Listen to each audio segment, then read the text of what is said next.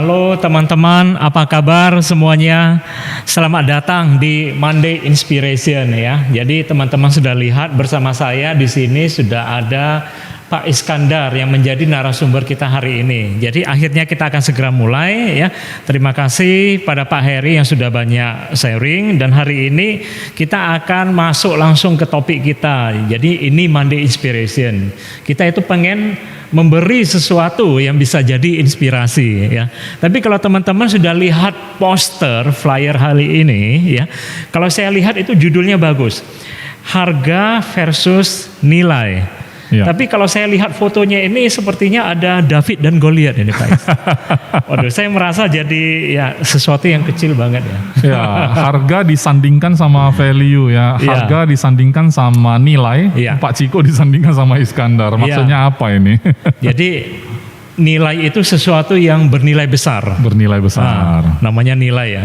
Jadi itu bagaimana? Harga dulu atau nilai dulu? Mulai dari mana Pak Is? Oke, kalau kita lihat dari definisinya kan kalau harga langsung berhubungan dengan mata uang kan begitu. Ya. Tapi kalau nilai itu kan biasanya kalau kita sekolah itu guru memberi nilai berdasarkan angka saja. Angka. Pakai skala gitu kan, pakai skala saja. Jadi nggak ada yang nilainya di atas 100. Karena 100 itu sudah sempurna kan gitu. Okay. Itu kalau bicara nilai, tapi kalau harga itu orang bisa kasih harga berapapun. Tapi apakah barang itu bernilai atau enggak belum tentu. Oh gitu ya. Jadi sesuatu yang mahal atau murah belum tentu bernilai. Artinya gini, barang semahal apapun harganya, kalau dia bernilai itu murah. Ya. Nah gitu loh maksud saya. Jadi harga itu bukan mencerminkan nilai sebuah produk. Oke, supaya ada gambaran kita pakai ilustrasi ya Pak Ciko ya. Bagaimana? Oke, misalkan kita berdua teman baik, sahabat yang sudah cukup kenal lama, kemudian kita entah bagaimana dalam sebuah perjalanan di padang pasir. Tiba-tiba di padang pasir ada anak kecil bawa, kita udah haus banget waktu itu. Haus, terus panas terik gitu. Tiba-tiba ada anak kecil lewat bawa kelapa muda. Cuman 1 butir. Ya. Nah, kira-kira kita kan teman baik nih. Tapi kita dua-duanya udah haus ya, hampir dehidrasi, udah hampir pingsan. Begitu kita lihat anak kecil bawa kelapa muda itu 1 butir saja. Menurut Pak Ciko itu bernilai enggak itu? Ya. Kalau tidak ada pilihan lain itu bernilai sekali. Ya, tentu nggak ada pilihan lagi karena di padang pasir anak kecil tiba-tiba lewat bawa air kelapa muda. Ya, itu sangat bernilai. Masalahnya pada saat itu kita punya duit. Iya. Kita tawarlah kepada anak ini. Anak kecil, tolong jual kepada kita kelapa mudamu. Jadi si anak buka harga. 1 miliar. Wow. Kok ada ya air kelapa 1 miliar? Air kelapa 1 miliar ya. Tapi kita kebetulan ada tuh. Ada. Kita gabungin uang kita. Gabung ya total karena kita sultan yang nyasar ya. Iya. Ada. Kita punya uang 1 miliar. Kebetulan pas 1 miliar. Kita beli nggak itu air kelapa? Mau tak mau. Karena kalau kita nggak beli mungkin kita nggak bisa terusin perjalanan. Iya. Kalau nggak beli ya kalau bisa tahan. Jadi kelapa muda seharga 1 miliar kok jadi murah waktu itu. Karena nggak ada pilihan lain lagi gitu ya. Nah berarti kan kelapa muda ini dalam konteks pembahasan kita adalah sesuatu hal yang sangat berharga.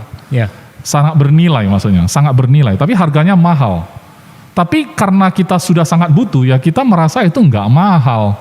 Nggak mahal karena uang bisa dicari lagi kan. Benar. Tapi nyawa nggak bisa diganti gitu loh. Itu lebih benar. Jadi artinya sesuatu yang menyangkut persoalan nyawa mungkin orang akan mengorbankan apapun gitu. Konsep nilai itu jadi berubah. Jadi berubah, iya. Jadi di dunia ini sesungguhnya tidak ada barang mahal. Yang ada adalah barang yang tidak bernilai. Iya. Tergantung situasi dan kondisi kalau gitu. Betul. Jadi kalau misalkan barangnya tidak bernilai Pak Ciko, artinya sampah di rumah saya. Iya. Saya kasih gratis pun nggak ada yang mau orang sampah kok.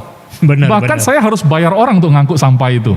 Jadi barang itu nggak bernilai, bukan nggak berharga, tetapi untuk pengumpul sampah Ya. yang akan dijadikan energi, Ya. sumber energi, ya kan? Ya, daur ulang gitu ya. Iya, daur ulang gitu kan, dibeli, ada harganya. Ada sesuatu yang berharga gitu. Betul, padahal memang judulnya sampah juga. Ya. Nah, artinya sampah itu di tangan siapa? Kan gitu. Benar. Kalau di tangan orang yang tidak menaruh nilai tinggi, ya tentu itu jadinya mahal sekali. Ngapain saya kumpulin sampahmu gitu loh. Benar, Kamu benar. kasih duit belum tentu saya mau bantuin Iya. buang sampah gitu loh. Nah, jadi apa artinya di sini? Artinya orang sebenarnya cenderung akan rela membayar untuk sebuah barang atau jasa apabila memang itu barang atau jasanya sangat bernilai tinggi bagi dia. Ya. Jadi tidak ada di dunia ini barang mahal sebenarnya. Kalau kita mengerti konsep ini, nggak ada lagi agen di dunia asuransi yang terlalu khawatir ya. Nasabah akan mengatakan, oh mahal sekali asuransi, mahal sekali ini dan itu, mahal sekali ini dan itu gitu ya. Tergantung karena orang saat itu tidak merasa butuh. Makanya, Ya. jadi tentu barang itu atau jasa itu tidak bernilai di mata dia. Ya. Jadi harga berapapun Anda tawarkan, banting harga diskon 90% nggak akan kebeli. Ya. Tadi kan kita berdua makan siang kan Pak Ciko. Terus kita masuk ke sebuah toko kan. Nah, toko itu kan lagi clearance sale. Clearance sale. Clearance sale, ya kan? Artinya dia lagi cuci gudang. Semuanya jual murah. Jual murah. Kita lihat di sana ada sangat menarik sampai 90%, ada yang diskon 90%. Iya. Tentu kita menarik dong, kita masuk dong, ya Iya. kan? Tapi kan kita berdua pulang dengan tangan kosong kan Pak Ciko. Kenapa? Karena kita merasa tidak ada yang kita butuhkan. Iya, karena waktu itu kita lihat ya kan, ini harga biasanya 1 juta, hari ini dia jual 100.000. Apa itu? Sesuatu barang nggak kita butuh. Kita nggak butuh. Jadi bagi saya memang harganya 100. Tapi kalau kita yang butuh barang itu, waktu dia potong 90% ya kita langsung borong. Iya. Kan begitu ya. Nah jadi samalah seperti orang kalau lagi lapar, Oke. tentu makananlah yang dia butuhkan, ya kan? Iya. Nah kalau Pak Ciko secara umum di dunia ini kan orang mengatakan siapa yang nggak mau duit, semua mau. Semua mau. Apa yang paling berharga di dunia ini? Uang katanya. Kenapa? Karena kalau kita punya uang kita bisa lakukan banyak hal katanya gitu. Biasanya orang-orang seperti itu biasanya kondisinya sehat Pak Ciko. Iya. Tapi Jadi, kalau sakit, kalau dia sedang sakit, dia agak turunkan derajatnya gitu ya. Apa yang paling berharga menurut kamu, bernilai pada saat ini? Uangkah? Oh enggak. Kesehatan. Kesembuhan, kesehatan. Makanya orang rela bayar dokter mahal kalau dia punya. berapapun dia akan tukar. Gitu Betul, betul. Berapapun saya akan korbankan. Jadi uang dikorbankan untuk dapat kesehatan. Ya. Oke. Tapi kesehatan pun saya bisa geser nilainya. Ya. Sampai kita nggak pentingkan kesehatan. Pentingan apa? Kalau yang sakit itu bukan kita, tapi orang yang kita sangat cintai. Iya. Saya seringkali melihat orang tua saat melihat anaknya sakit, dia berdoa pada Tuhan, Tuhan aku aja lah yang sakit, Iya. jangan anakku deh. Itu kan doa yang sangat mulia, tetapi nggak mungkin terjadi ya. Tukarkan waktuku, tukarkan nyawaku, Iya, ya, untuk iya. anak, untuk Betul, siapa, betul. gitu ya. Bahkan saudara atau kakak dari papa saya, waktu itu almarhum papa saya kan sudah meninggal kan. Waktu papa saya sakit, kakak kandungnya itu dengan hatinya yang mulia, dia berkata, Tuhan kurangi saja umurku, berikan tambahan umur ke adikku. Betapa sayangnya dia sama adiknya. Tapi apakah itu bisa terjadi? Enggak bisa. Tapi kalau itu bisa, apakah dia mau? Tentu dia mau, makanya dia mengatakan hal begitu. Iya, benar. Kita bisa melihat sorot tatapan mata seorang kakak kandung yang begitu tulus mengasihi adik kandungnya yang sedang sakit gitu. Artinya kesehatan kita itu tidak lebih berharga daripada kesehatan orang yang kita cintai. Iya. Nyawa kita juga tidak begitu berharga lagi kalau melihat orang yang kita cintai itu menderita gitu kan. Jadi- Berarti apa? Tadi uang yang paling penting katanya. Sekarang kalau udah sakit dia bilang kesehatan yang paling penting. Sekarang orang yang kita cintai sakit, kita merasa kesehatan kita nggak penting. Iya. Jadi semua bisa digeser. Nah, kalau kita paham bahwa semuanya bisa digeser, itu ada satu peluang ya Pak Ciko. Peluang. Peluang apa? Peluang ketika seseorang disandingkan antara price dan value, ditanya kan, apakah Pak Ciko dan Pak Iskandar gitu. Tentu orang akan prefer Pak Ciko untuk hal tertentu. Orang akan prefer Pak Iskandar untuk hal tertentu. Tergantung nilai Pak Ciko ada di mana dan apakah itu bermanfaat untuk orang yang sedang butuh pertolongan. Ya kan? Misalnya Pak Ciko expert atau ahli dalam hal otomotif. Saya expert dalam hal medis. Tentu kalau orangnya lagi mobilnya rusak, dia melihat Pak Ciko sangat bernilai. Pak Ciko tentukan harga. Kemarin Pak Ciko ada share satu video juga ya kalau nggak salah di YouTube ya. Iya. Tentang nilai dan harga juga. Pak Ciko tolong sharing dong. Oh iya. Ya. Saya ingat video itu sudah lama. Udah berapa tahun kayaknya? Itu kayaknya pertama kali saya buat video kurang lebih hampir 3 tahunan gitu. Waktu masih culun-culun gitu. Waktu masih di kantor lama gitu loh. Iya. Jadi saya ada buat video judulnya sama juga. Harga versus nilai gitu. Itu ceritanya gimana Pak Ciko? Jadi saya memberi sebuah contoh tentang bahwasanya di dalam hidup ya kehidupan kita, apa yang bisa kita bayar pakai uang dengan apa yang kita bisa peroleh untuk membuat hidup kita lebih baik, lebih bermanfaat, itu adalah dua hal yang berbeda.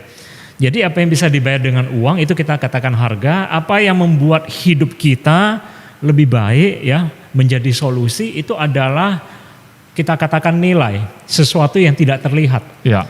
Jadi uang adalah sesuatu yang bisa diukur dan dilihat. Betul. Nilai itu ya nilainya abstrak. Tidak ada harga yang pasti. Jadi saya bercerita tentang sebuah analogi. Ini mau saya cerita sekilas ya. Nah teman-teman, ceritanya adalah ketika suatu saat ada seorang pengusaha, dia punya kapal yang besar. Kapalnya ini sedang rusak. Oh, rusak di tengah jalan atau di tengah laut atau lagi parkir? Ini adalah contoh, nggak usah serius sekali gitu. Ya, anggap saja dia parkir. Anggap saja dia parkir. Gitu. Baru terjangkau dong ya. Ya, jadi kapalnya rusak ya, sudah diperiksa beberapa teknisi, teknisi ini tidak bisa dapat penyelesaian gitu. Nyerah gitu loh. Jadi akhirnya anak buahnya ini mengusulkan seseorang yang sudah tua karena dia tua ya, dia pengalaman ya. Kalau bosnya bilang kalau tidak ya cobalah, kita sudah panggil beberapa orang. Coba panggil orang tua ini datang. Ini levelnya udah dewa gitu ya kalau di kalangan montir ya. Benar. Jadi datanglah orang tua ini. Kemudian orang tua ini inspeksi, periksa ya, naik turun kapal ya. Jadi bosnya juga penasaran, sudah beberapa orang tidak bisa, dia mau lihat bagaimana orang ini bekerja gitu loh. Ikutlah dia naik turun periksa. Kemudian orang tua ini dari tas perkakas dia ambil palu. Palu ya? Martil ya? Ya, martil. Jadi diperiksa mesinnya, ketok sana, ketok sini, teng teng, tong tong, ting ting. Ya. Ini kayak ketok magic dong? Iya, ketok magic ya. Padahal kapal rusak ya? Selesai. Tolong di start, dihidupkan mesin kapalnya. Di start. Brum, hidup. Itu betulin motor atau kapal sih? Saya nggak tahu suara mesin kapal seperti apa. Padahal dari Siantar kan, harusnya sering lihat kapal di perapat kan? Terus? Jadi kurang lebih lah begitulah ya. Hiduplah mesinnya. Pak Tua, bagus sekali. Tolong kirim tagihannya berapa? Pak Tua ini bilang tagihannya berapa? 100 juta saja. Saja dia katakan. Jadi bosnya yang dari tadi ikut dia melihat dia bekerja, kemudian kaget. Waduh, Pak Tua ini apa saja yang dikerjakan? Saya lihat Pak Tua cuma ketok sana, ketok sini gitu loh. Wah, coba kirimkan rinciannya karena dia tidak mengerti biayanya. Jadi ketok-ketok pun harus bikin perincian. Gitu. Terus? Jadi apa yang ditulis ya, 100 juta ini di perincian tagihannya adalah 1 juta untuk mengetok. Biaya ketok, uang jasa ketok ya. 99 juta untuk tahu di mana harus mengetok. Waduh, dalam ini, dalam. Jadi teman-teman ceritanya sudah selesai di sini, tapi ini adalah analogi untuk memahami bahwasanya apa yang terjadi di dalam cerita ini bukan soal harga yang dibayar oleh pengusaha pemilik kapal ini. Iya.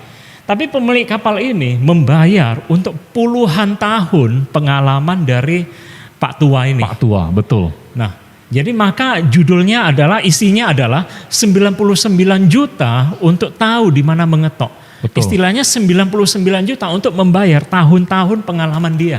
Ya, Nah, sangat jadi setuju. analogi ini mengatakan bahwasanya kalau kapalnya tidak berlabuh, ruginya lebih banyak gitu loh. Pasti 100 juta jadi murah. Murah sekali begitu loh. Jadi teman-teman, di dalam kehidupan kita banyak hal yang kita temui, ya ini salah satu cara untuk memahami apa yang bisa Anda bayar dengan apa yang bisa Anda peroleh Ya, dalam hidup Anda. betul. Nah, ini cerita saya. Kalau cerita Pak Is, bagaimana lagi kan? Oke, kalau saya seputar asuransi aja Pak Ciko, lebih gampang kan? Jadi bagaimana hubungannya dengan asuransi? Nah, kalau asuransi itu begini, kan yang kita sebut 100 juta itu adalah premi. Oke. Tapi kapal ini segera bisa berlayar untuk dapat uang, Ya, miliar-miliaran, ya, itu adalah UP. ya, Itu adalah manfaat dari asuransi. Bukan hanya UP dalam hal jiwa ya, tapi asuransi kesehatan misalnya. ya. Saya jual, tadi saya baru terima proposal, closingan istri saya ya. Oke, Jadi ceritanya mau bikin perubahan polis nih. oke, Saya lihat, preminya 15 juta sebulan. oke. Di dalamnya ada MBX 300 dan satu keluarga. Oke. Pertanyaannya, kalau orang tidak ngerti asuransi, 15 juta setiap bulan loh. Dan jangan harapkan investasi akan balik. Ya, Berarti orang ini kalau bayar 15 juta setiap bulan, itu tidak harap balik gitu. Hanya memberi tak harap kembali. ya, Kasih ibu sepanjang masa. Ya kan? Jadi dia memberi dalam bentuk 15 juta. Tapi kenapa mau? ya, Karena dalam bayangan nasabah, itu ada 5 orang dalam polis. Ya. Setiap orang itu di cover sebesar 3 miliar setiap orang, setiap tahun. Dan itu bisa dipakai untuk berobat sampai Asia, Australia. ya, Kalau benar satu orang terkena penyakit yang harus berobat berulang kali, 365 hari loh covernya. anggaplah 3 miliar. 1 tahun, ya kan? Ya. Kalau 3 bulan di rumah sakit, saya nggak tahu. Itu kalau nggak salah ada booster juga. Kalau nggak salah 3 kali lipat ya. Kalau nggak salah ya, saya lupa ingat. Yang jelas miliar-miliaran ya. Ya. Miliar-miliaran yang bisa di cover.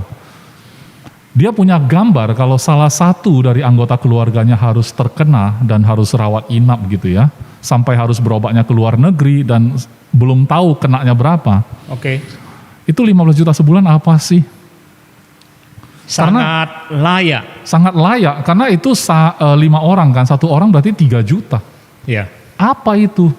Kan gitu ya. Itu adalah biaya makan siangnya mereka. oke. Ya tentu orang yang melihat angka 15 juta itu enggak seberapa, tentu penghasilannya besar. Tentu saya tidak bisa pungkiri. Secara ekonomi dia harus mampu. Tetapi orang yang ekonominya mampu pun belum tentu menganggap itu murah Pak Ciko. Kalau dia belum lihat nilai, manfaat, benefit, apa sih yang dia proteksi gitu loh. Ya, Jadi saya tidak pernah khawatir dengan premi dulu sebagai agen ya. Karena ini proposal ini adalah teman saya juga, saya kenal.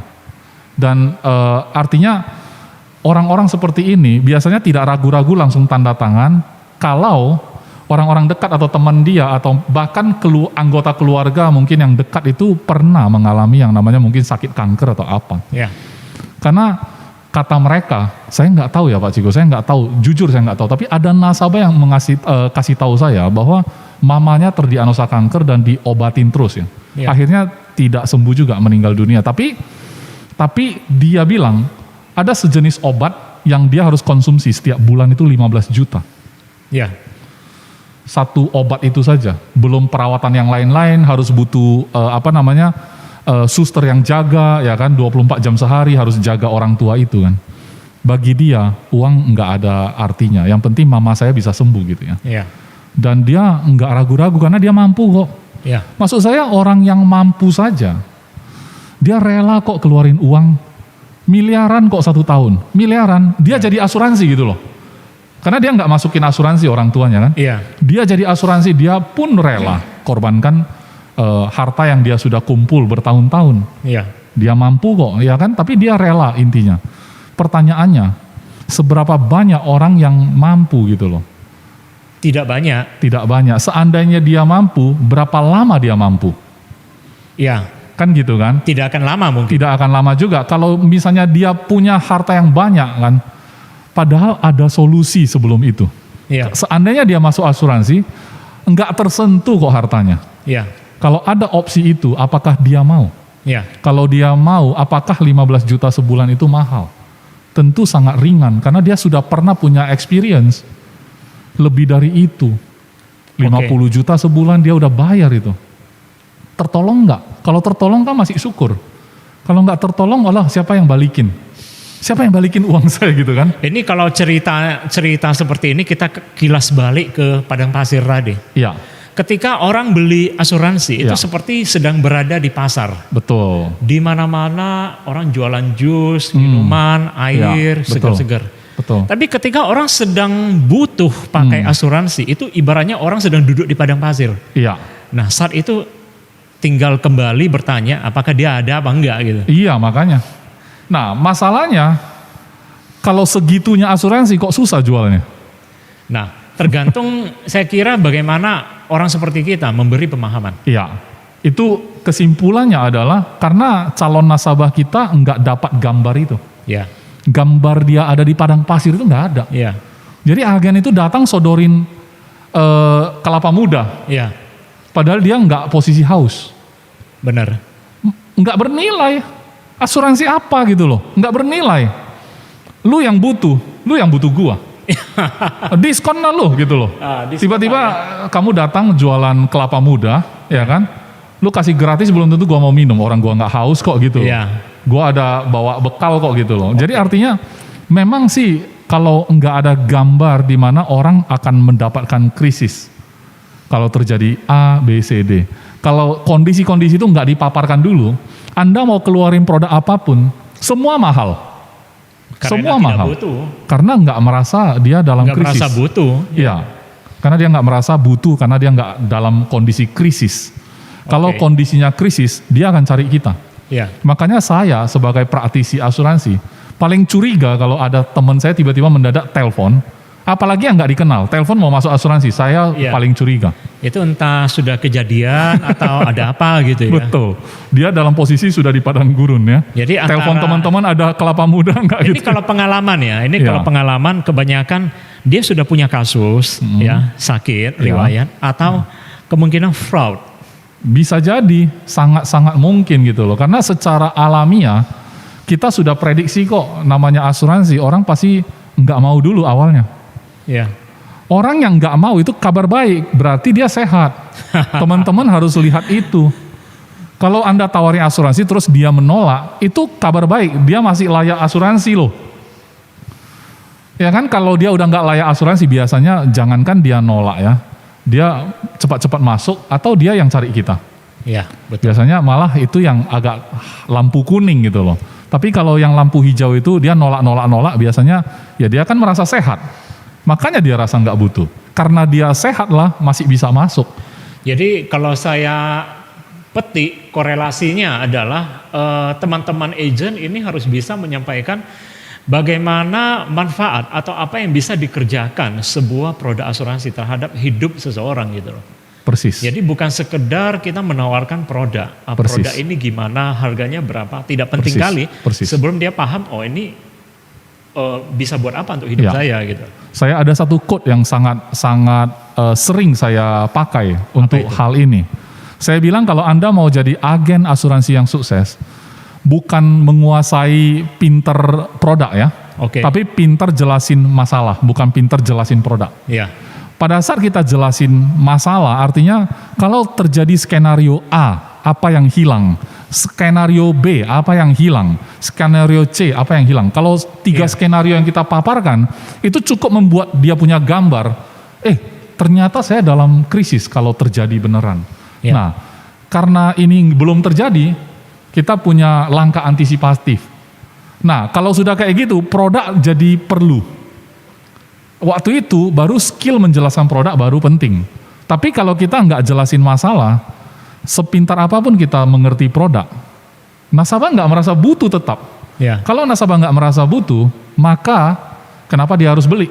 Ya. Wajar kita nggak closing, kan begitu. Oke. Jadi kalau kita pintar menjelaskan masalah, closing itu bukan masalah lagi. Karena dia yang nggak bisa tidur harusnya. Benar. Karena dia mikir kan, aduh Pak Ciko datang ke sini, saya agak disturb ya. Agak terganggu. Terganggu sekali, jadi nggak bisa tidur gara-gara Pak Ciko datang. Mau tidur ingat Ciko. Mau makan ingat Ciko. Bagus Apakah sekali. aku sedang jatuh cinta? Bukan. Maksudnya karena Ciko tadi datang ngomongnya ngeri gitu loh. Iya. Jadi pertanyaan berikutnya, Pak Iskandar, apakah maksud Bapak kita harus pintar jelasin kecelakaan, sakit-sakit gitu? Pantasan orang nggak suka asuransi, mulutnya mulutnya tajam gitu, ngomongnya nggak enak gitu kan asuransi. Anda tinggal poles aja, kalau menurut Anda itu terlalu kasar ya pakai yang halus. Iya. Soalnya zaman sekarang saya rasa kita juga harus paham bahwa saya rasa yang katanya pantang-pantang itu ya zaman dulu itu udah mulai berkurang sekarang. Benar. Hal-hal tabu kan, kita harus menyadari dunia itu sudah berkembang. Ya, tergantung kita berbicara kepada orang-orang seperti generasi tahun berapaan gitu. Betul. Saya Kalau rasa mungkin dia 50 tahun ke bawah ya tidak sudah berpantang tidak lagi. masalah lagi. Iya, biasanya orang yang 50 ke atas atau 60-an itu agak tabu gitu ngomong Iya. kayak gitu ya kan. Ya, benar. Orang saya juga udah tahu kok ada orang yang bisa jual kuburan sebelum orang yang meninggal. Pak Ciko ketawa, padahal benar kan. Di Jakarta kan ada pekuburan yang sangat terkenal, harganya mahal kayak jual properti gitu ya. Ini nggak boleh sebut merek, nanti endorse ini. Nggak boleh ya. Nggak perlu sebut merek ya. Yang ada nama Hills-nya gitu. Ya, kira-kira kayak gitu ya. Dan itu dijual dengan konsep. Iya. Iya kan? Artinya apa? Nilainya dia tonjolkan. Betapa kamu bisa bersatu lagi dengan keluarga. Ya kan? Ini rumah mewah di Ya, akhirat ini. Betul, artinya kan di sana nanti bisa nyatu kan, Iya. keluarga semua ada di sana. Iya. Ditambah lagi unsur feng shui kalau orang yang percaya Iya. kan gitu kan. Itu dengan konsep sehingga nilainya naik. Begitu nilainya naik, seharga rumah pun dia beli. Orangnya belum butuh sekarang. Belum butuh sekarang. Tapi kenapa orang tetap ikut beli? Apalagi orang kaya. Karena mereka lihat ada nilai di sana. Gitu kan? Iya, benar. Oleh Setuju. sebab itu kuburan pun bisa jual ternyata. Berarti kan orang kaya itu nggak pantang. Tapi apa yang bisa dia pahami dari situ? Betul, dia paham bahwa oh bagus juga sih. Berarti kalau ada apa-apa misalkan ya kan mungkin 100 tahun ke depan anak cucu saya yang saya nggak kenal lagi kalau mau ziarah langsung nampak tuh satu nenek moyang gitu. Iya. Itu konsep loh Pak Ciko. Dan orang kaya kan belanjain uang bagi dia murah itu. Yang penting bagi dia jadi murah. Kenapa? Dia bayangkan sampai anak cucu. Kalau orang yang jual itu saja bisa menggambarkan sedemikian rupa, kenapa agen asuransi nggak bisa gambarkan itu? Bahwa anak cucu dia butuh kepastian. Jadi premi itu nggak seberapa gitu loh. Premi itu nggak seberapa. Kalau saya pakai konsep jual asuransi yang 15 juta per bulan, proteksi satu keluarga. 1 tahun udah 180 juta kan Pak Ciko. 10 tahun udah 1,8 miliar. 20 tahun udah 3,6. 30 tahun, 40 tahun udah berapa miliar itu? Ya, Saya bilang itu gratis Pak. Loh caranya kita buatin lagi yang UP. UP 10 miliar. Apa enggak jackpot semua balik? Ya. Nah kalau ada konsep kayak gitu, berapapun jadi nggak mahal. Karena akan bakal balik. Betul kan? Betul. Nah Setuju. itu salah satu konsep. Jadi artinya kalau harga dibanding sama nilai, kalau nilai lebih tinggi maka harga jadi murah. Orang pasti beli. Tapi kalau nilai dan harga sama, wah worth it lah kata dia. Worth it lah, cocok lah ya. Kalau cocok belum tentu beli loh. Iya. Nantilah pikir-pikir dulu. Tapi make sense sih gitu loh. Tapi kalau nilai di bawah harga itu kan kemahalan namanya. Udah pasti nggak beli. Jadi agen asuransi mempresentasikan produk sama dengan harga. Oh berapa? Sebenarnya Anda mau jelasin produk langsung pun mungkin bisa closing. Kalau tawarinya murah. Iya. Produk-produk murah lah gitu, preminya rendah gitu kan. Orang yang mampu mungkin lihat muka kita, ya masuk aja lah gitu loh. Tapi bagi dia itu nggak berharga. Tapi dia masuk. Kita sudah senang, padahal bagi dia nggak berharga. supaya kita nggak nyusahin aja datang-datang terus kan. Itu aja. Nggak bikin rese ya. Nggak bikin rese aja. Ya udah, itu supaya kita diam aja, dia masuk gitu aja. Tapi kalau kita berhasil angkat manfaat, benefit atau nilai yang bisa diberikan sebuah asuransi, maka waktu datang preminya 15 juta, 50 juta, makanya Pak Ciko bisa closing 800 juta. Saya yakin tuh nilai yang Pak Ciko tonjolkan pada waktu itu.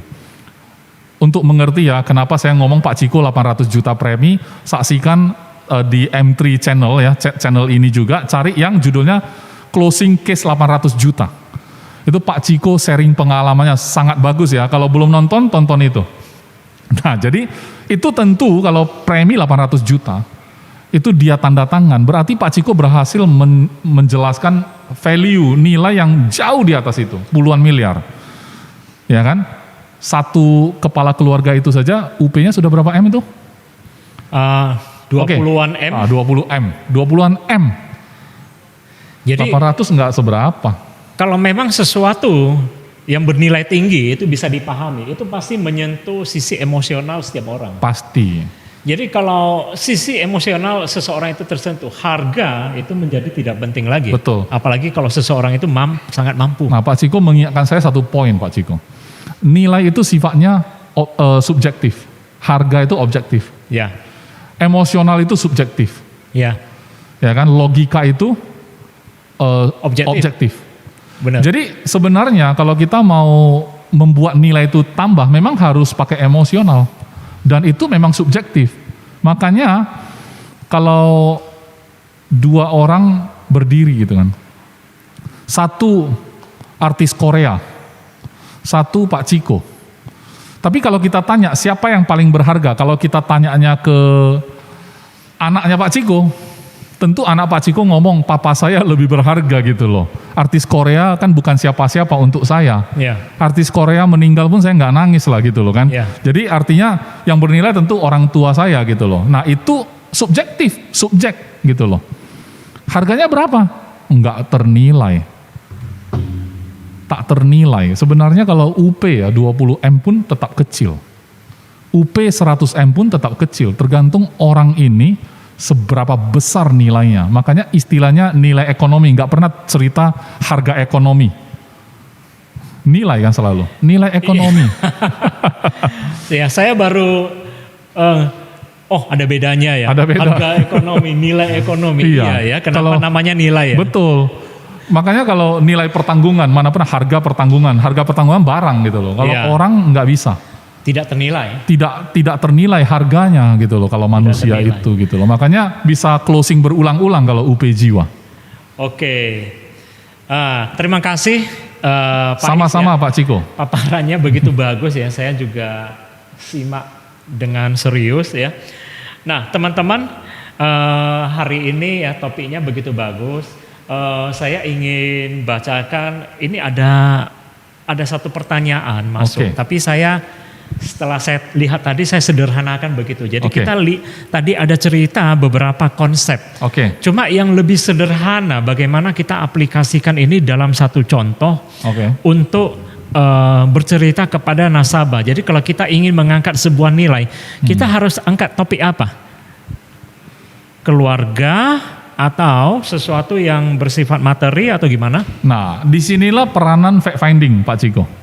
Saat kita ngobrol pertama sama nasabah, kita tahu kira-kira dia itu tipe yang cinta keluarga atau biasa aja, lebih cinta bisnis. Kan kalau kita berteman sama orang aja tahu ya dari cerita-cerita dia, cara dia ngobrol gitu kan. Iya. Contohnya dia pakai istilah alah anak nanti aja lah dia urus sendiri lah. Dulu aja saya waktu kecil aja orang tua tidak perhatiin sampai segitunya. Toh saya sukses juga hari ini. Nah kalau kayak gitu dia akan lebih peduli tentang masa depan dia sendiri. Karena orang seperti itu cenderung bahkan tidak akan bergantung sama anak kalau bisa. Karena dia pun nggak mau anak bergantung sama dia. Apakah itu salah? Yang nggak salah. Bagi dia itu benar. Bagi kita mungkin bertentangan. Tapi kalau kita udah tahu nilai yang dia taruh di dalam diri dia lebih tinggi ketimbang keluarganya sendiri, maka pendekatan yang kita lakukan adalah angkat nilai dirinya. Bahwa betul juga kok ya, kalau kita urusin semua untuk anak, padahal justru kalau kita butuh dia, belum tentu dia ready. Oleh sebab itu, kita perlu pikirin diri kita sendiri. Waktu kita ngomong gitu sambil lihat Pak Ciko. Saya yakin Pak Ciko menguasai ini. Ya. Karena di video 800 juta itu, Pak Ciko ngomong secara emosional, ya kan? Makanya teman-teman harus tonton itu. Ya, itu di sana bukan saya narasumber, Pak Ciko narasumber. Oke. Cuman satu-satunya Pak Ciko narasumber, saya host loh ya. Itu video viewersnya harus naik itu. Jadi kayak tadi Pak Ciko, kalau orang ini memang tipenya seperti ini, salah enggak? Itu benar untuk dia. Mungkin Anda enggak setuju. Tapi Anda kan fokusnya adalah dia memproteksi dirinya. Oleh sebab itu mungkin Anda masuk dulu seperti itu. Ngomongin dulu value-nya dia. Artinya bagaimanapun kita nggak boleh bergantung sama anak, betul nggak aku? Pasti dia bilang betul. Kenapa? Karena memang begitulah arah pikiran dia. Ya, saya ngerti. Ya. Jadi teman-teman ini menjawab ya. Kita tergantung situasi dan kondisi. Kita harus fact finding. Jadi kalau kita ketemu misalnya seperti contoh yang dikatakan Pak Is, dia sangat sayang dirinya sendiri. Mungkin dia harus mempersiapkan asuransi kesehatan sendiri. MBX 600, asuransi penyakit kritis untuk dirinya. Betul. Asuransi pensiun untuk dirinya. Betul. Mungkin supaya suatu saat jatuh tempo dia tua, dia yang punya ambil uang untuk dirinya. Iya. Nah, jadi kalau keluarga ya mudah lah seperti biasa. Kita lebih banyak ketemu orang yang kita bisa bercerita tentang keluarga. Betul. Sepertinya begitu. Betul. Ya. Nah, jadi mudah-mudahan menjawab. Sebetulnya topik hari ini kita bahas begitu bagus ya. Ini bercerita tentang harga versus nilai. Ini teman-teman, kita sudah hampir sampai di penghujung waktu. Ada lagi nggak yang lain mau kita oper? Oke, ini Friendly sudah mengingatkan ya. Ini Friendly tulis apa ya? Kemudian mengenai produk. Coba saya baca ya, Pak Is dan Pak Ciko saat ini bagaimana bila ketemu dengan nasabah yang sudah tahu nilai UP yang dia mau beli. Kemudian membandingkan produk dan proposal yang kita buat dengan kompetitor. Jadi ceritanya dia sudah tahu angka yang mau dia beli, tapi dia membandingkan. Nah, dan sebagian lagi minta diskon. Bagaimana menghadapi ya? Soalnya kalau mau bilang nilai, nasabah sudah tahu. Namun tetap mau harga yang murah, no name. Dari tadi juga no name kok kita. Nah, jadi ini ya. Dia anggap nilainya adalah nilai UP begitu. Artinya secara kebutuhan dia udah tahu maksudnya. Cuman dia sekarang masalahnya membandingkan produk satu, kedua dia minta diskon. Gimana jawab? Saya pilah ya dua-duanya ya. Yang pertama kan banding produk. Cara menghadapinya adalah banding nasabah. Bercanda. Maksudnya dia boleh banding produk, saya banding nasabah. Nasabah sana aja enak langsung tanda tangan, kok kamu susah banget gitu ya. Enggak sih. Gitu. Enggak sih. Artinya gini, saat orang sudah tahu kebutuhan dia, sudah nggak ada masalah di sana. Membandingkan produk itu bagi saya sudah objection. Ketika objection datang, itu adalah caranya adalah meningkatkan nilai lagi. Nilai bukan terletak pada produk. Bapak cara bandingnya bagaimana? Kuncinya di komunikasi teman-teman. Teman-teman bagaimana caranya komunikasilah dengan dia, cari tahu dari komunikasi Anda itu cari tahu apa alasan dia membanding. Kalau dia bilang, saya tentu cari yang the best, iya betul, maksud Bapak yang the best itu dari sisi apa? Supaya kita tahu pola pikir dia. Kita harus bertanya. Betul, karena konsepnya tetap nilai dan harga. Betul kan? Saat dia melihat premi kita mahal, kita angkat lagi nilai kita. Nilai kita ada di mana? Bukan sekedar produk dan perusahaan kan? Diri kita pun nilai kan? Kalau sampai kita lupa mengangkat nilai kita, padahal itulah yang tidak ternilai juga. Kalau kita mampu. Itu kayak timbangan Pak Ciko. Premi yang sedang dia banding, ini neraca ya, neraca. Premi yang sedang dia banding, di sini saya tambah diri saya, langsung berat. Kan timbangan zaman dulu kan ada itu kayak apa namanya tuh? Bandul ya? Bandulnya kan. Buah ada beberapa buah yang 1 kilo, 2 kilo gitu kan. Itu untuk cari keseimbangan. Berarti jadul banget. Jadul banget kan. Itu kan kayak taruh satu lagi bandul. Tambah satu langsung berat. Saya akan cari tahu, kemudian saya tambah diri saya. Nilai diri saya itu saya tambah langsung berat. Wah ngeri. Kalau kayak gitu saya nggak berani banding. Silap-silap saya masuk sama orang lain itu berisiko. Asuransi saya harus serahkan ke Iskandar. berarti nilai saya itu sudah sangat tinggi di mata dia.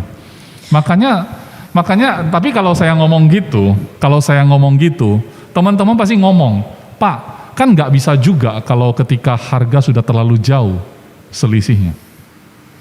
Betul juga. Cuman ini prinsip juga nggak akan berakhir ya. Ini everlasting ini prinsip. Iya.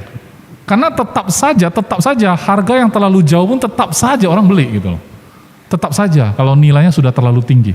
Tapi kalau menurut pengalaman saya, bila sebuah produk apple to apple, tidak ada harga yang terlalu jauh sepertinya. Nah, kalau apple to apple walaupun dia jual harganya beda lumayan jauh, nilai diri kita tambah tetap aja jadi mahal, jadi murah. Inti dari pertanyaan ini adalah mungkin kita kurang memberi nilai atau kurang menjelaskan nilainya. Tapi kan terkesan menuduh Pak kalau kayak gitu ya. Jadi ya, mungkin sebaiknya gini, ini upaya kita saja. Ya. Karena ini di sini kan kita cuman berupaya supaya dia segera berhenti membandingkan produk. Ya. Cuman metode komunikasinya adalah saya akan mulai dengan tanya, Pak boleh tahu nggak, Bapak bandingnya dari sisi mana gitu loh.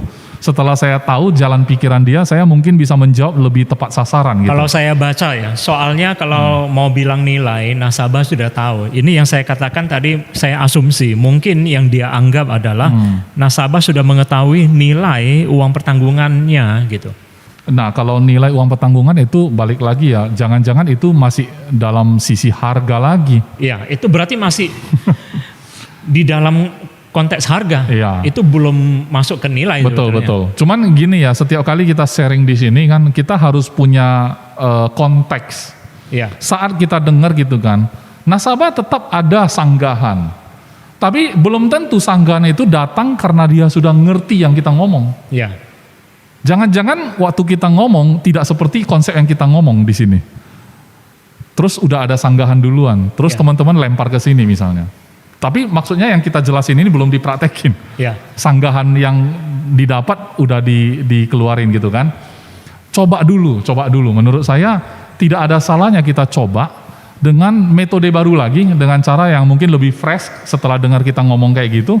Coba lagi gitu kan ke lapangan. Siapa tahu memang itu efektif sekali gitu kan. Tapi kadang-kadang kondisi seperti ini, saya yakin masih masalah komunikasi. Karena ada satu sisi selalu ingin bicara, sisi lain tidak cukup mendengar gitu loh. Bisa juga. Maka nasabah merasa, oh kamu belum menjawab apa yang saya tanyakan. Jadi saya masih mengulang objection yang sama. Betul. Nasabah merasa gitu, kita merasa kamu belum ngerti berarti. Jadi sebetulnya dua sisi, sebagai agen dan nasabah, Anda juga harus memastikan bahwasannya Anda menjelaskan sesuatu sesuai kebutuhan. Dan Anda juga make sure nasabah Anda mendengar dengan baik. Gitu. Iya. Kalau diskon ya, ini yang kedua Pak, diskon. Ya. Kalau diskon gampang, kok mau diskon berapa? Mau diskon 50? Saya kasih, tapi kita buat kesepakatan ya, 50% dari UP kasih saya juga. Itu bercanda. Ini bercanda ya. Tapi kan sebenarnya itu jalan masuk, ya kan? Iya. Nah, baru saya jelasin lagi. Saya bilang, Pak, sebenarnya kalau diskon itu kan berarti kan dari apa yang kita dapat. Kalau misalkan ada agent yang memberikan diskon, padahal ini asuransi judulnya. Kalau barang lain saya nggak tahu ya. Tapi kalau asuransi itu udah jelas. Bapak pun mungkin tahu komisi agent berapa, mungkin Bapak sudah tahu. Tapi bayangkan kalau ada agent yang tidak mau ambil komisi itu, dia kasih diskon. Itu menunjukkan kepada saya bahwa memang dia nggak fokus di bisnis ini.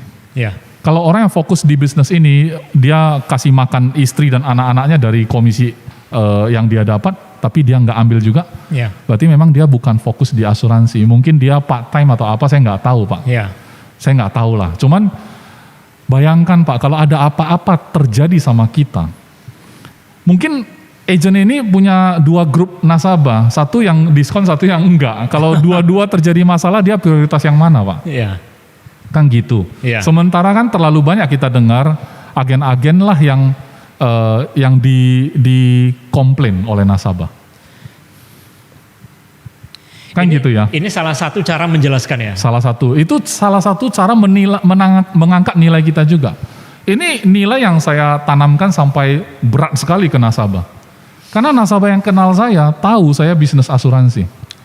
Anak saya, istri saya, rumah yang saya beli gitu kan itu dari asuransi full gitu kan. nasabah merasa kalau kenal saya, asuransi siapa lagi kalau bukan Iskandar gitu. Itu nilai terlalu berat gitu. Sehingga nilainya terlalu berat ya, tinggi.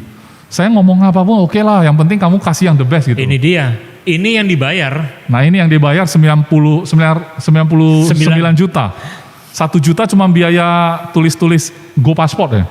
Saya pernah, saya bukan pernah, saya sering berbicara kepada teman-teman nasabah. Biasanya saya katakan, apa yang kita beli hari ini, berapapun yang kita bayar, bukan sekedar membayar sebuah produk. Tapi kita juga membeli tanggung jawab, komitmen, karakter dari si agent ini. Nah inilah poin yang Bapak naikin nilai. Ini yang menjadi nilai. Ya. Maka ketika saya mendengar Pak Is berbicara tadi, saya sedikit bengong. Kenapa? Sudah lama sekali saya tidak ketemu orang yang bilang minta diskon dong. Gitu. Kalau saya dengar, saya rasa saya juga diam. Dia ngomong apa sih?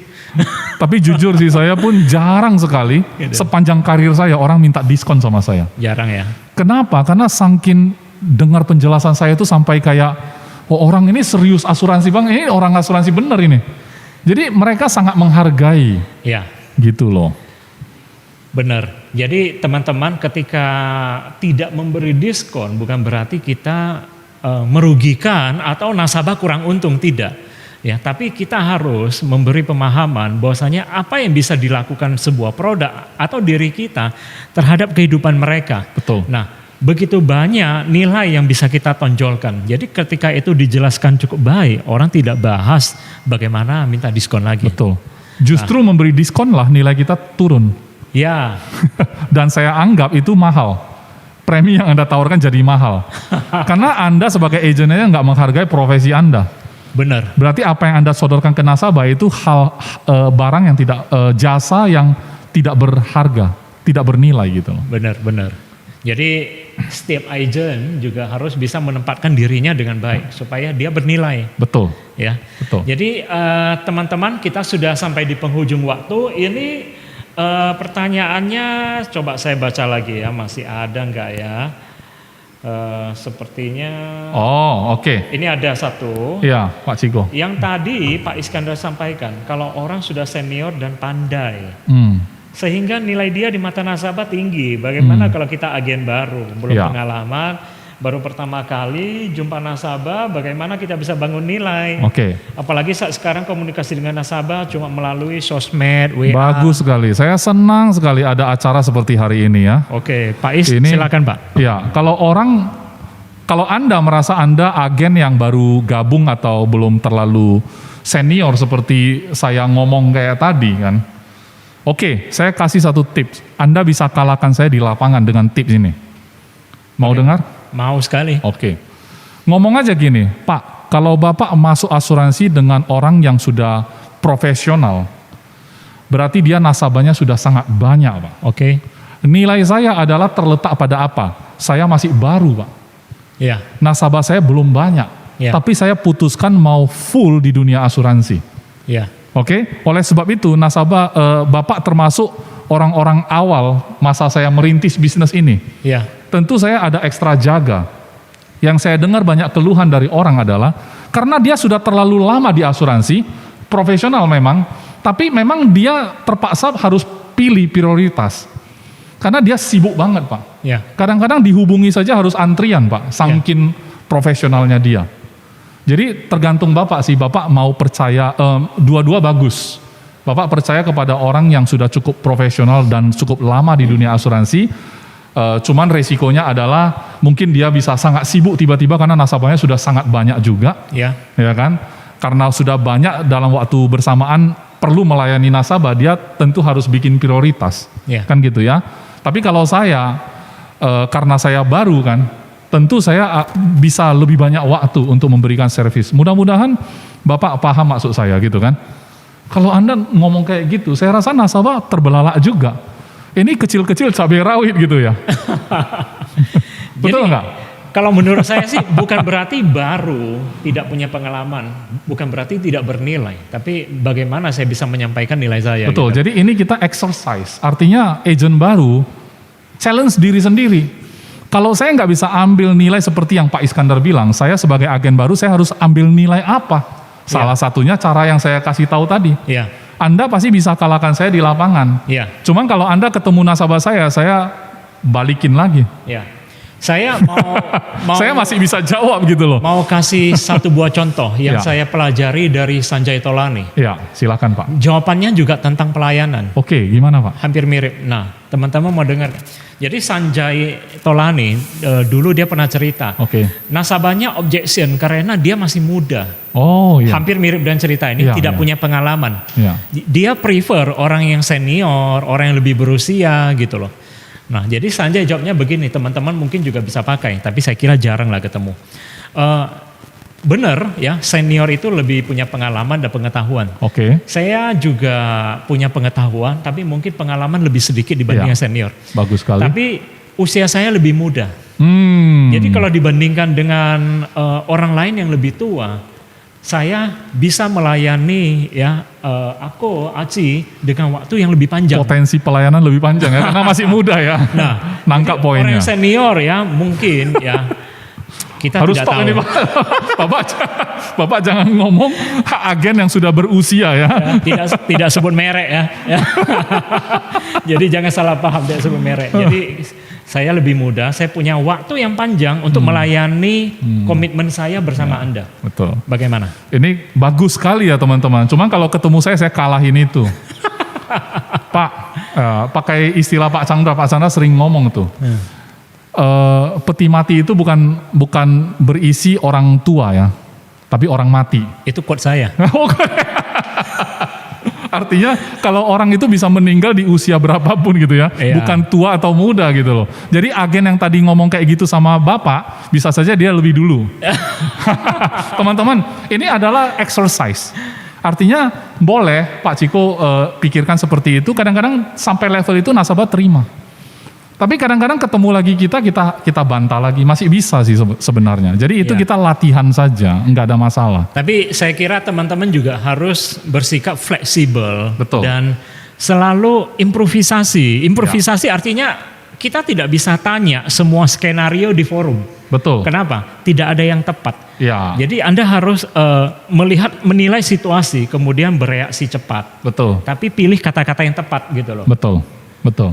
Kalau bicara Insta, di sini kan ada Instagram, WA gitu kan. Di sosmed itu saya lihat agen-agen baru lah, karena usia mereka sangat muda dan mereka agen baru, tapi aktif sekali posting. Saya kalah, total saya kalah. Kalau orang sama-sama nggak kenal kita, orang pikir agen itu lebih senior, Ya, karena memberikan edukasi lebih rutin kan. ya. Ya kita yang sudah senior malah sebenarnya kalah. Justru kita harus ikut beradaptasi. Artinya di situ Anda bisa taruh nilai juga kan. Ya. Nah itu loh, jadi nggak ada alasan sebenarnya. Saya juga mau bikin ini. Ya, jadi prinsip harga versus nilai itu akan berlaku selamanya. Tinggal kita bagaimana meningkatkan nilai kita saja. Di area apa, di sisi mana gitu ya. Oke, jadi sepertinya pertanyaannya sudah habis. Ini saya mau beri teman-teman sedikit waktu, mungkin ya tidak sampai 5 menit. Kita ingin mendengar kesan pesan gini. Oke. Kesan pesan. Jadi teman-teman selama mengikuti sesi topik ini rasanya gimana? Ada kesan apa atau teman-teman merasa menangkap bagian mana yang bagus, apa yang bisa dipakai gitu loh. Nah, Oh ini untuk audiens dong ya, bukan Ini untuk saya untuk lagi ya. audiens. Berarti saya Jadi- saatnya diam ya. teman-teman ada yang mau sharing kesan pesan ya, jangan leader lagi ya, nanti panjang waktunya nggak cukup. Untuk ya teman-teman agent aja lah ya, saya coba ya siapa ya. Ini ada Asen, Aswan, Diana, Evi, Henry, Reddy, Rita, Susanti, One In. Ini ada pertanyaan lagi nih Pak Ciko. Ada pertanyaan Pak Ciko ini tiba-tiba. Oke, kita jawab dulu ini satu ya. Oke. Saya baca ya, Pak Friendly. Ada tips dari Pak Iskandar. Dan Pak Ciko. Ya, Berarti untuk saya harus kasih tips, Bapak juga harus kasih Pak. Oke.